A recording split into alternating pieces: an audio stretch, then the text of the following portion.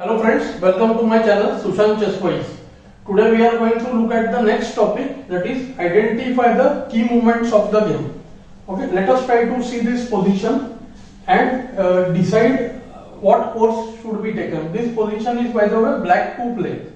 Okay, so now whenever we look at a position, what we see first, at the first look we decide whether it's an opening position or a middle game position or an end game position, and accordingly we try to apply the principles. Okay, so whenever it's an opening position, we can easily see here it's an opening position, all the pieces are there.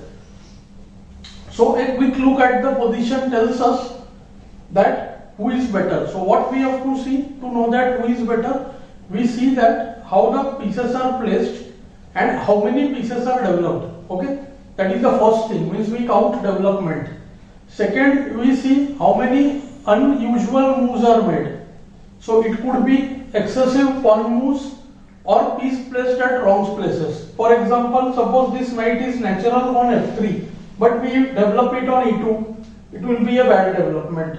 Bishop natural place is suppose c4 or b5, but if it is on e2, it would be again a bad development. Okay, so like this, like in this position, for example, this pawn on h3 is a bad move, it was not required. So in the opening we only want the pawn moves in the center. Okay, so these two are the factors, and the third factor is the king safety, okay, which is important in all phases of the game. So this was the position with black to play, and how black will choose the course of the game depends on this counting of development. Okay, so now black saw that he has already 3 developments, okay, and white has 2. So development wise, if we see, it's only 1 less, right? And the white's last move to be noted is f5. Okay, now what happens when we look at the move f5? It looks like it's a good thing because this c8 bishop is stuck forever now, and we can't break the position by g6 and all, because g6 will allow this bishop soon to come to g5. Let's say after d3, gf, then bishop g5, and then knight can go to d5. So there will be some problem on the f6 knight. Okay, and even the move g6 will weaken the black's king side. Okay, so it looks like f5 has done more good to the white position. But what has happened because of this pawn move? We see that white has made excessive pawn moves. Okay, and seeing this, black didn't play the natural move here. See, many will suggest the move castle, and once something like castle is played, white gets to play something like bc4 or bb5, and then he goes d3 and bg5, after which black will struggle to free his position. So although black has played the move d6 here, black found the right move d5. So what has happened? Black has played the d pawn once again, trying to break the center. Okay, and now what has happened? Game will open up and it will mostly favor black now. What black is doing now? First he is challenging the e4 pawn, which is defender of the f5 pawn. So after the move e into d5, knight d5, knight into d5, queen d5, we see that the position is very good for black. Okay, f5 is weak, e4 is coming up, castle will be there, and we see white's pieces are all stranded. He has only 1 knight and all the pawn moves, diagonals are weak. Okay, and the position is totally gone. Okay, so d5 was the good move. Let's see what all options white has. Now white has 3 options here. White can go for the active move bb5, ignoring the pawn on e4. Okay, attack on e4 can be ignored, but after bb5, black can just do ne4, because this knight cannot move. If ne into e5, let's see the moves bb5, ne4, and if ne5 to attack this pinned knight, then queen h4 check wins immediately. See, because of this pawn move, the whole diagonal has become weak, and the f2 has also moved. So the position will become winning for black. Okay. So bb5 was outright blunder. If white tries d3, d3 looks like a decent try, providing enough supports to the center. So after d into e4, d into e4, queen d1 check, king will take d1, and we see that immediately there is no way to attack e4. And next move bd3 will again support the e4 pawn. But here black has a very strong move. Black can go bb4, immediately pinning the knight. And now see, bd3 move is missing to protect e4. And after e into d5, knight d5, white has to protect this by bd2, when the f5 pawn would be lost. So black's position will become winning. And if he plays bd2 right now, there is simple de4. If knight takes, we are getting f5.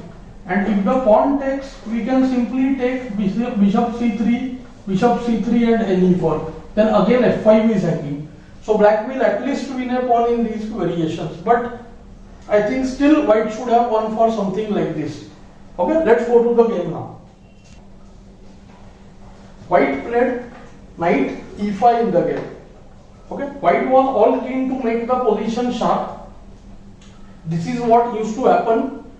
We can say in the earlier days, olden days of chess, the timing of combination used to be wrong by the players, those who were inexperienced. So there were two categories of players. One, those who were studying the games on their own, and one, those who were knowing really less. Okay, like today, this much literature and analysis was not available, of course. Now what happens?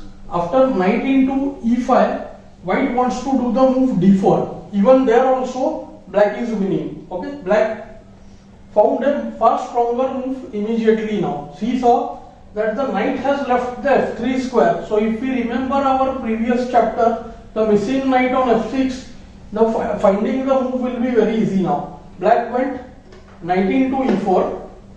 Okay, and now we see if knight into e4, then qh4 check. Knight cannot move to f2 because qf2 mates. g3 forced. Queen into e4 check. It looks like there is a slight chance with queen e2, when after queen h1, knight c6 check can be played, or knight g6 check can be played. Even then black is better, but black simply has knight into e5. He just takes the piece, and now nf3 check is there. Queen into e4 will allow de4, and the black position is winning. Okay, so this would have become a lost position. Let's see what happened in the game. So after the move knight e4, white didn't play knight e4, of course, and now he is in serious trouble. The knight is hanging, okay, and there is a massive threat of queen h4 check. So white had to play the move nf3, stopping qh4 check. Now let's see what can happen. Black has one very obvious move, that is bf2 check, and the second one is still he can consider the move qh4. There is also another move knight g3, which is also interesting. Let's start with bf2 check now. So bf2 check, ke2, we see that the knight d4 check can be very strong, but there is knight into knight. So black realized that this knight is the defender, so he goes with the move qh4 check. Now this is very similar to one of our previous examples where black has now sacrificed the queen. So knight into h4, bishop f2 check, king has to go to e2. Now there is no knight on f3, so nd4 check, forcing the king on d3. That is the only place, all other squares are controlled. And now see, knight goes to c5, and it has become a checkmate. Okay, and black wins the game. Okay, and if knight h4 is not played, then after ke2 immediately there is queen f2 check, king has to go to d3, and we see that knight b4 is checkmate. Of course, with the queen there will be many ways to win. Okay, so what I am trying to show from this example is, when the opponent is violating principles, we should not play and just try to continue simply. We should try to take advantage and identify the key moments of the game.